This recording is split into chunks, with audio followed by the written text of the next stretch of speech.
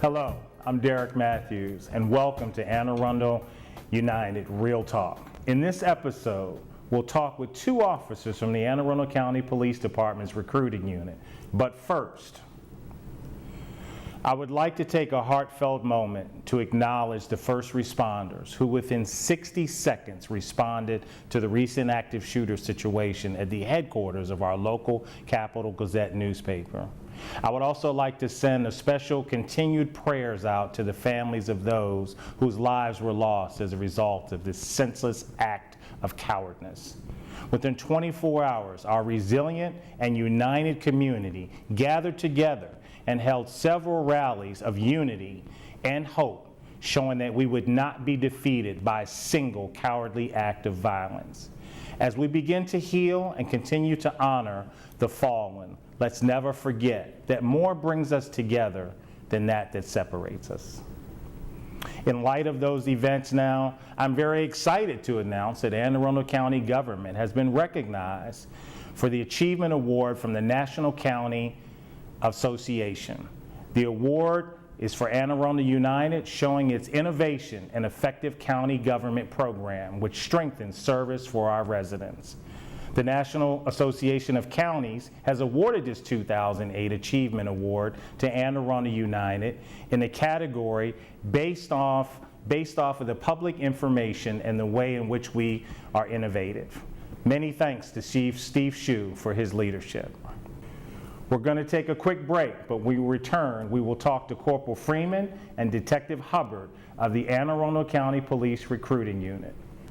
Let's take a look at our community calendar for list of events happening around town. We'll be right back.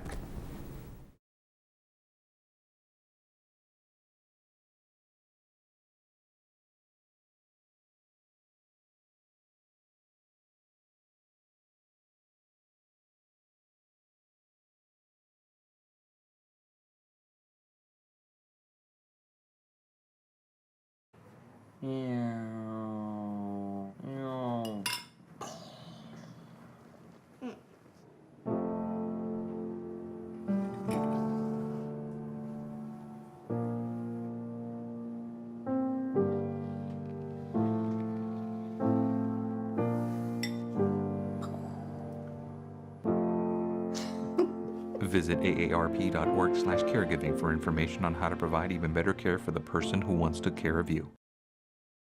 And welcome back. I'm here with two dynamic police officers, Corporal Freeman and Detective Hubbard. Right. Welcome, guys. Welcome. It's great to have you. So before we even dive right into this, I was processing as I was coming up the road just now. We opened an announcement on June 27th that closes on August 27th, and it processed in my head that they will be the first class starting in March that will be in our new facility, right? That's right. It's being built now. Being built now. So kudos to my man Altamari for pulling that off and getting that done. So let's dive right in this, guys. Let's go ahead and have some real talk. So people tend to, as law enforcement officers, they see the uniform and the badge and gun and kind of separate us from being a part of the community, being moms and dads and uncles. So let's start off with telling me a little bit about who you are. Let the folks know who I'm about to talk to today. So let's start with you, Detective Hubbard. Where were you born? You know, tell me a little bit about you. I'm an Army brat. I was born in Colorado. Ooh, yeah. Yes, and then my family moved all over, but we wound up in Baltimore initially, and then Severn. Okay. So I graduated from Old Mill. Okay, all right, good for you, good for you. And you have children? Four boys. Four, okay, ages? 17, 15, 8, and 5. You want to shout them out? I mean, come on, your babies will be watching this, you know. No. Okay, all right, I got you. Corporal Freeman, I know I met one of your sons, but you have two. Right. Well, similar to her, I'm an Army brat. Ooh, My dad was Army, military, so we traveled around a lot. We settled here in Fort Meade when I was 13, so I've been here ever since. Okay. I do have two boys, 28 and 19. Okay. Doing well. Okay. And I grew up in the county. I went to school in the county. I went to Arundel High School, graduated. I was into sports and athletics and everything, and all that kind of led me into law enforcement. Okay, got you. So you both kind of came from the military, kind of did the school thing, because you graduated from Meade? Arundel, but you wound up being a school resource officer at Arundel, Yes. right? And you were also a school resource officer at one point at Meade, right? Yes, sir. Okay, so you guys have actually come back and given back, which is awesome. Okay, so you're both recruiters. So people know what they see you all doing, running calls up and down the road, and you work in a special unit. We'll talk about that in a second. But what do you do as a recruiter? What's the life in the day of being a Anne Arundel County Police recruiter? Walk us through what a recruiter is, what you're doing. So for me, it's not just going out and talking to people about a career in law enforcement and trying to get them to be a part of our department. Okay. That is a big function of it. We go to different events, career fairs, we go to colleges, we go to community events, we advertise in different ways. There's a lot to it, to getting people in there, but there's a lot of behind the scene things that I'm in charge of as well, especially with our department, as far as the budget that we use for advertising, where we go to events, which events we even choose to go to. Right. I mean, that's a big function of it too, because we have to, the main function I want to say is we want to get people here, but we want to be diverse as well. Okay, That's I a big like that part of word, it. diversity. And I've been working really close with the unit in the last year and a half or so on that diversity piece. And we're going to take a snapshot at that in a little bit. You want to add anything to? So for me, I'm a decentralized recruiter. Okay, so what's that mean? So a decentralized, that means that's not my full-time position. Gotcha, So gotcha. I recruit ordinarily just in my everyday workings as a Okay. police officer, whether it is talking to a survivor who is interested in being police officer, or just out for, I do a lot of school events, so for our Explorer program or the cadet program, so we recruit that way. I recruit that way. Okay. And you started as a DARE officer, or you started, how did you become, let me just back up a little bit. How did you actually become a police officer? I was a correctional officer. Correctional officer, Yes. but then you came to the county by way of what? Just as a DARE. As a DARE. As a Okay, DARE. got you. That's what I knew. I knew I remembered something significant. Okay, so let me dive into the next question. I'm going to come back to that diversity piece. So, what's it like in today's climate? So, social media has just taken law enforcement and kind of spun it around, shook it up, and just kind of threw it out with the perception of law enforcement today. It's not like it used to be. What's it like right now being a parent and having to watch some of the things that we see across the country in other departments? What's it like being a parent and then having to don the uniform? Is there anything significant about that? Do you, talk to me about that. What's that feeling like? Well, for me, you kind of have to separate yourself. Okay. For me, when I put this uniform on and I go to work, I'm police. Okay. I'm business. I have to do what I have to do Right. regardless of what's going on out there. Right. When I'm off duty, when I'm off duty, I'm not police. Okay. In my head, that's Okay. how, because I want to enjoy my life. Right. So am I observant of things of that nature? Yes. But for me, I want to feel comfortable that I'm still going to do what I want to do, go where I want to go, and still be comfortable. And that's another reason why I'm in Anne Arundel County. I feel safe in Anne Arundel Awesome. County. I feel as though I can go out there and be Marty Freeman off duty. That's I awesome. don't have to be police That's 24/7. awesome. So Anne Arundel County, best place to live, work, and start a business, right? Exactly. Go ahead. You For want to me add as a anything to that? parent, it is, I am more aware, so I try, because of the things that's out there and that I encounter or my coworkers encounter, I have those tough conversations with my children that I don't know if I would have ordinarily had those conversations. So I am more present and to try to be, because kids have stuff into their everyday life, as far as social media, as far as parties, probably more aware than my parents were, and my parents was pretty strict. Absolutely. I know I won't share the jurisdiction, but I can remember being young, and I'm from Annapolis, and when I would travel to D.C., there were certain jurisdictions my father would say, boy, when you drive through there, be careful because the police, blah, blah. It wasn't Anne Arundel County, but ultimately now I can see what his concern was 40 years ago. So let me kind of bring us to the next question. I know Marty, as a father, I have a son. I have twins, and I know when he started to drive, you know, I had some reservations about him driving in certain jurisdictions. You having a son and being a police officer, have you had certain conversations with your son driving outside of the jurisdiction that you work in? Yeah, we've definitely had conversations, and it's important. You got to talk with your kids about these type of things: what to do, what not to do, especially being polite, not being aggressive. And he understands that in county, just because of how Anne Arundel County is and the professionalism of our officers, you can be a certain way. Sure. Outside the county, you might not want to be the same way you are in county, and I've told him the certain precautions that he needs to do when he's not in county. And he understands that. I don't foresee him ever getting in any issues or any troubles like that, because I believe I taught him well enough to where he knows how to act and do the right things and be where he's supposed to be. I tell him all the time, you gotta live by 3 things, all right? You want to make sure that you're where you're supposed to be, with the people you're supposed to be with, doing what you're supposed to be doing. All right. If you do that, you shouldn't have any issues. Shouldn't have any problems. Okay. Anything additional on that one? Oh yeah, with you? I do have fears, and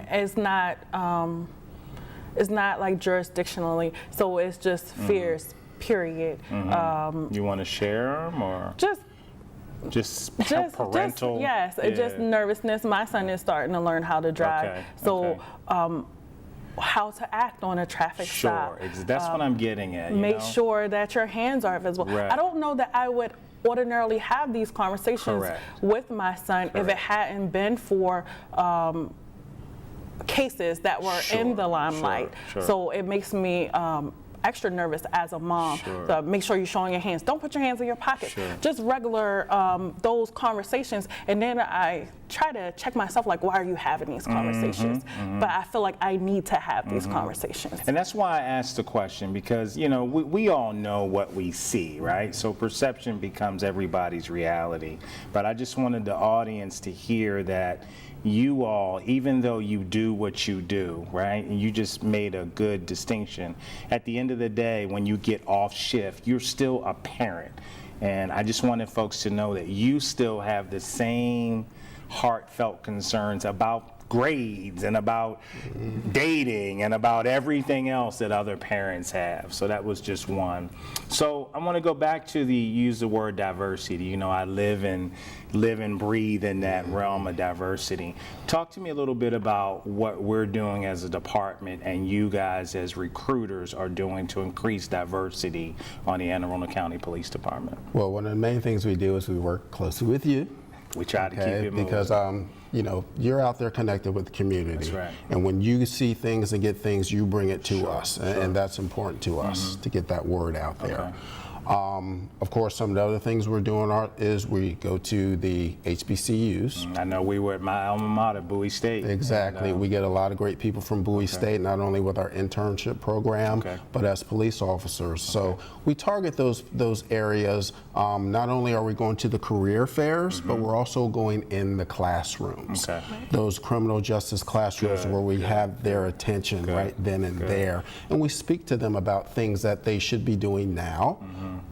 Things they need to start doing in order to really get into the career in law enforcement. And I know you spend a lot of time with the military. I know you guys go away. I think you just went to Parris Island. We went to Parris Island. And a couple of other military type. Meade, Are we getting good feedback from the military? We do get good feedback as long as they're in the general area, or at least from that area. It's hard to get people. We just came back from Fort Bragg, North Carolina.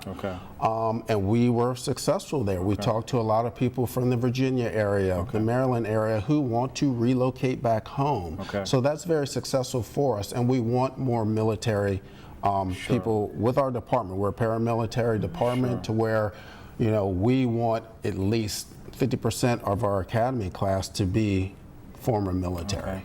And you as a female, are you seeing anything different that we can focus on with our minorities from the female perspective? Are you running into more, talking, having more conversations with women, or? I do that day to day. Day to day, because as a decentralized, you're on recruiting mission all the time as well, right? And we also have decentralized recruiters that's in our school resource officer program. So they're also going into the classroom during their law classes, criminal law classes, and recruiting them for not only for, because they're at the younger age, so they can't be police yet, but for explorers or eventually cadets. Right. So what is the age, so folks can know what the age is? You have to be how old by the time you start the academy? So you have to be at least, you have to be 21 by the time you graduate from the academy. Okay, so just so everybody understands that, okay? So next question for you. So as parents first, right? Because you're parents first, and then as police officers, what do you all see day to day that is negatively impacting our young people? I know I could almost bet what the first one is going to be. Social media. I knew it. So social media puts everything out there for people to see, and it kind of like desensitizes them to loss of life, loss of property. And when you have other websites that promote or not promote who mainly advertise violence and things like that, those are the things that our kids are watching. And see, and that's where I go back to that, why I asked the question about you as parents and as police officers, because that perception, because people believe that because I saw it on social media, it has got to be 100% bona fide the fact. Right? So that's why I wanted to kind of give that reality, that real talk to that. So just kind of moving right along. So what are some things based off of that then that we can share with the community that we can do to help our young people?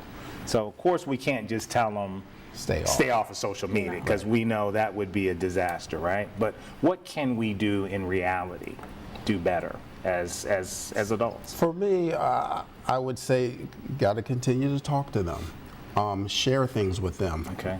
Parents have to be more up to date on social media themselves. They have to know what's out there, what's going on, so they know the tricks of the trade.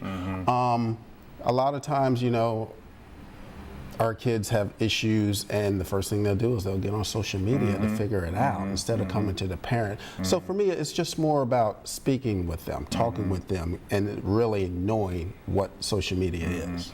You know, it's interesting. You want to elaborate on that? Well, I just wanted to, social media in and of itself isn't a bad thing, because that's how mass communication, we need that at, when it's used properly.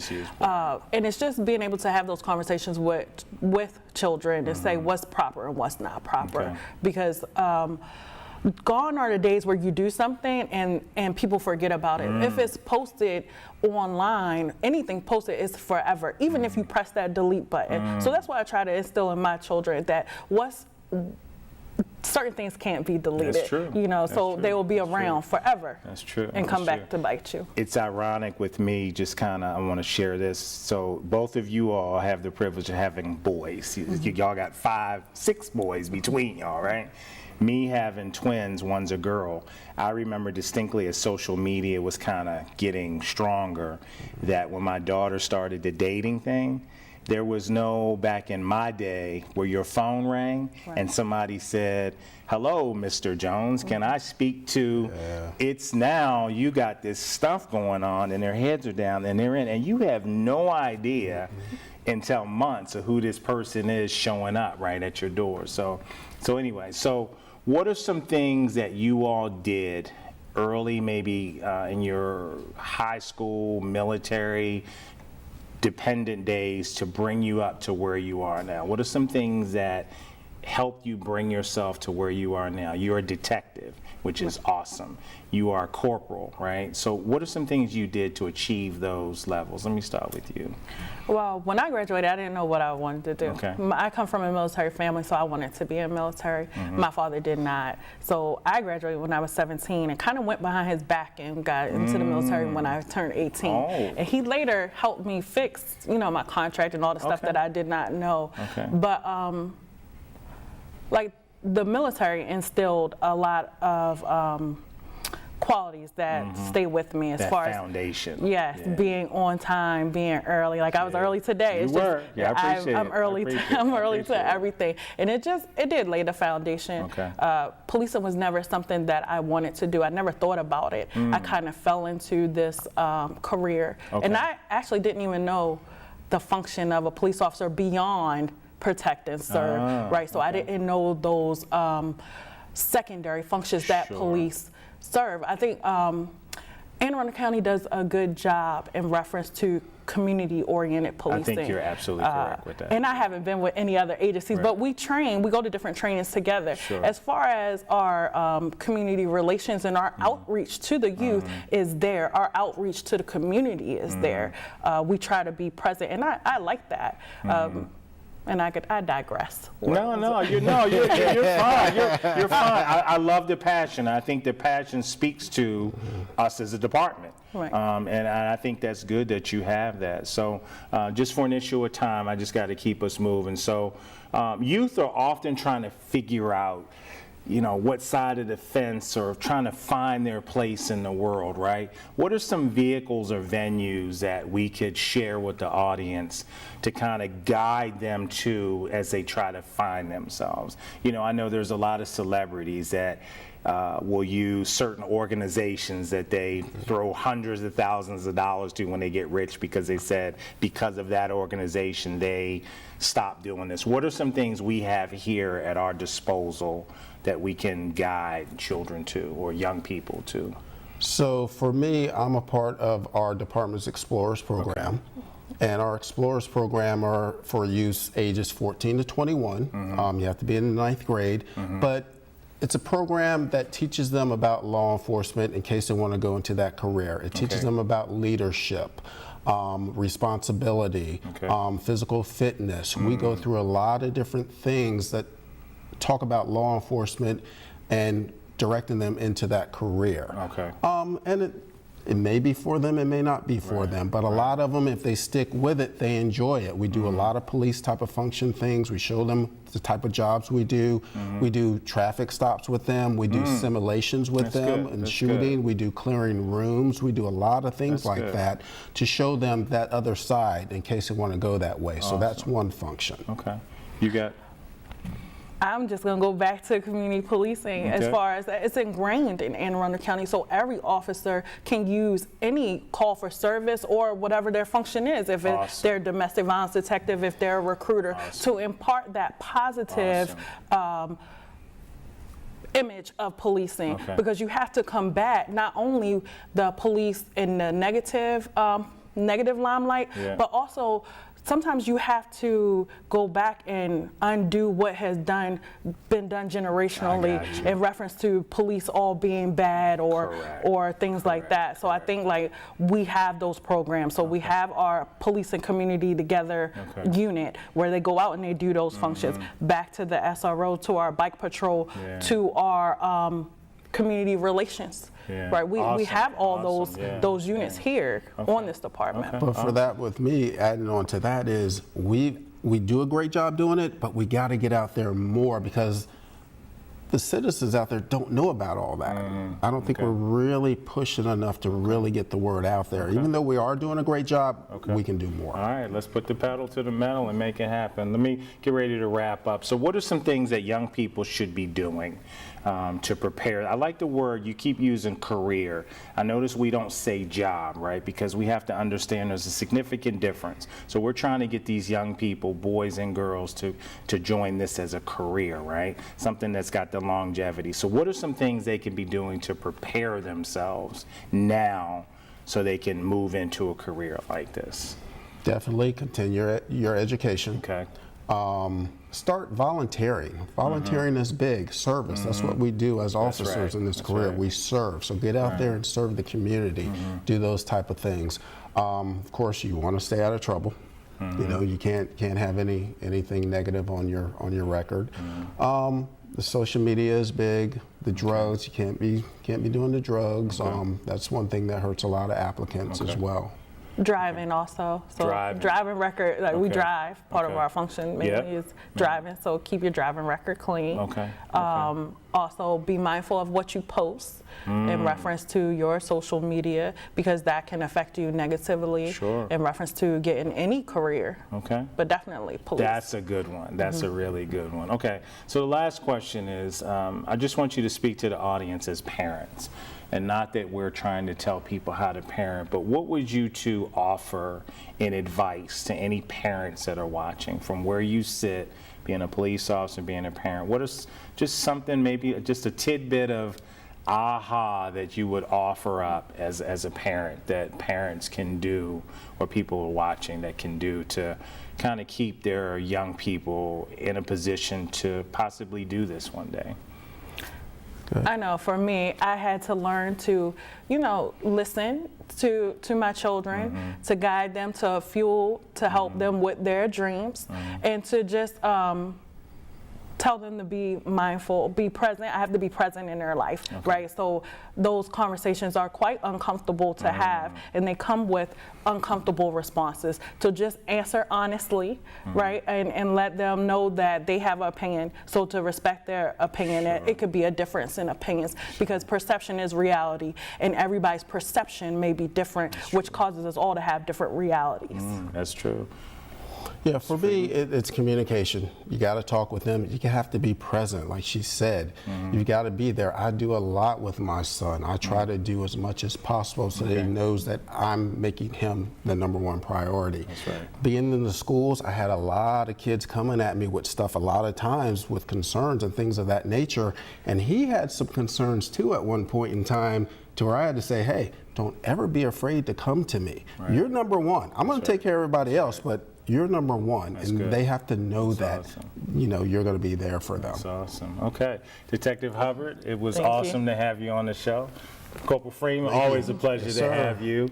Okay. So before we close and I turn it over to commercial break, we open June 27th. We're We open now. Go ahead. We're open now until Tell August the folks. 27th. Okay. The hiring process, you can go online, go to aacounty.org/police. You can also see us on our Facebook page. We have a recruitment Facebook page now. I think it's going well. We're doing Love it. interviews. I I'm love going to have you on there one day. I'm ready. Interview you. I'm You ready. can help I'm us ready. out. But follow us on Facebook. You can apply online, or you can give me a call in our recruitment unit at 410-222-8677. There you have it, ladies and gentlemen, the Anne Arundel County Police Finest Recruiting Unit. We're going to take a short break and we'll be right back. Being a dad is an adventure full of special moments, A cruise? Surprise! unexpected moments, I got this. and even awkward moments. Okay, Dad, thank you. But every moment you spend with your kids, even the smallest moments, can make the biggest impact on your child's life. So take a moment to be a dad today.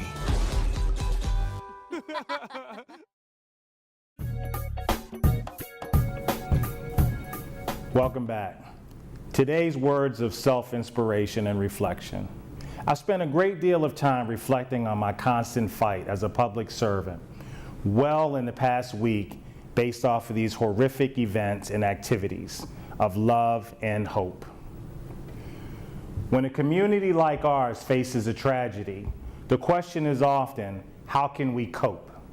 And how do we work through the grief individually when we suddenly lose a loved one, an acquaintance, a friend, or even a coworker?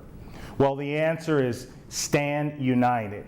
We set aside our differences and band together for one common goal: peace and unity of all mankind. There is hope for the future. You can find comfort and assurance. I have realized that many of us try too hard bringing people with us on a journey who aren't ready to go. We try to make them understand something that they can't even begin to comprehend.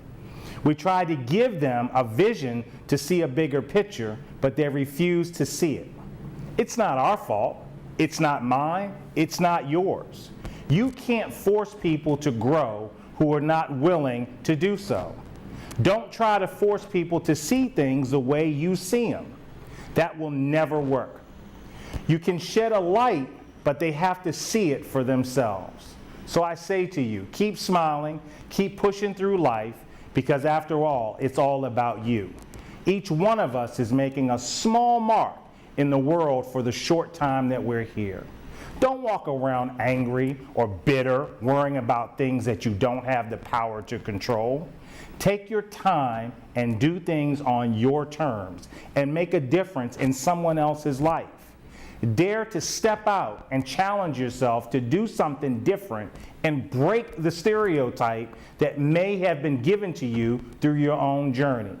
I can tell you that when you do this, the first thing that will happen is people will laugh, but soon they will begin to copy or follow you. If you don't believe me, just try it. I dare you. Go out inspired. Give yourself until it hurts just a little bit. Give off good vibes and energy when you enter a room. Give your money when it's needed. Give others the strength to pass on, and be a giver of love and compassion to others. So you say, Derek, I hear you saying all that peace stuff, but come on. Okay, let me say it in this way. We are being watched by our kids and young people around us each and every day. And you must be mindful that when we throw out in the universe is exactly what we get back.